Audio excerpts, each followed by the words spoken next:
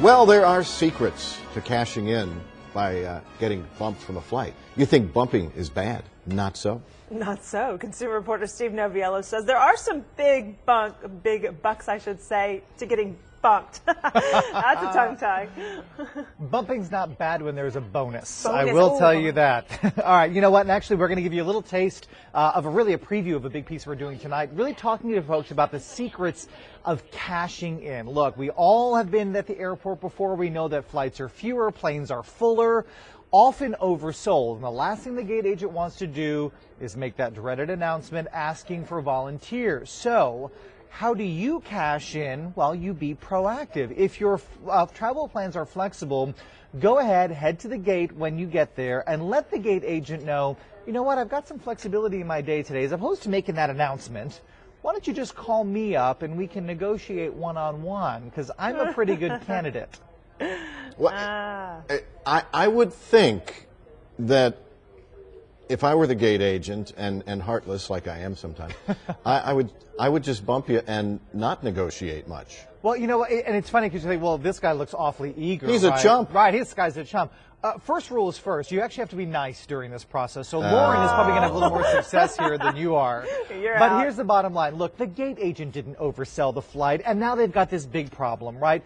You make their life easy. They can make yours very easy. Our tips, by the way, this morning from thepointsguy.com, and he says it starts with planning ahead. Go ahead, and if you're flexible, go ahead and check with the airline to see if your flight may be in an oversold situation before you ever leave the house. If it has been, if the flight is real full, that's your indication to maybe pack everything on a carry-on. Rule number one, it is much easier for the gate agent to bump you off a flight if you haven't checked luggage that they've now got to get under the plane and find your luggage and take it off and to move it right. Okay, that's number one. Second, go ahead and be armed with some alternatives for the gate agent. Let them know other flights that you're willing to take, possibly even into alternate airports. Say you're flying into New York, let them know, I'm booked into JFK, but I could fly into LaGuardia. I could even fly in a different airline if that makes life easier for you.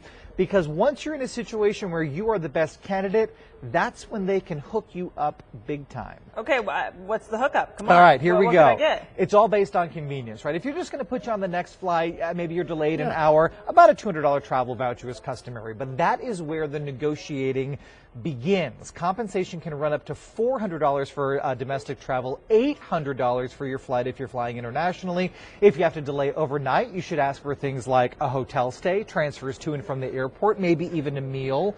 Now, when you are rebooked, let's sweeten the deal. Ask to be rebooked in first class. If there is a seat up front, a stroke of a key gets you up there. Two reasons. First up, obviously first class, much more comfortable. But second, if you belong to one of these loyalty programs, flying in first class, even though you didn't actually buy the ticket, but by virtue of you being booked in first class, you will earn award miles at a bonus percentage as opposed to the amount of miles you would earn back in coach. Yeah. And finally for you, I know that we're all, we think, okay, well, all I can do is ask for this voucher. You can actually ask for cash. And if you're dealing with somebody who's a supervisor for the airline, this is well within the parameters of what they can do. Because here's the bottom line. Regulations tell them that if they cannot get a volunteer and they have to force somebody off the plane because there aren't enough seats, they've got to pay that person cash. So they may as well pay it to you. We're going to run down all the tips and strategies tonight on Fox 4 News at 9. We'll have more from the Points Guy right now on our station website, myfoxdfw.com. I'll see you tonight. It still can be a headache to deal with. It blows my entire theory of feigning outrage, and throwing your hands up in the air. When people, it's like when people call me with consumer problems. If they are outraged and screaming at me, zip. Sorry, I'm here to help you. I saw you hang up on Alec Baldwin the other day. That explains it. Alec, come on.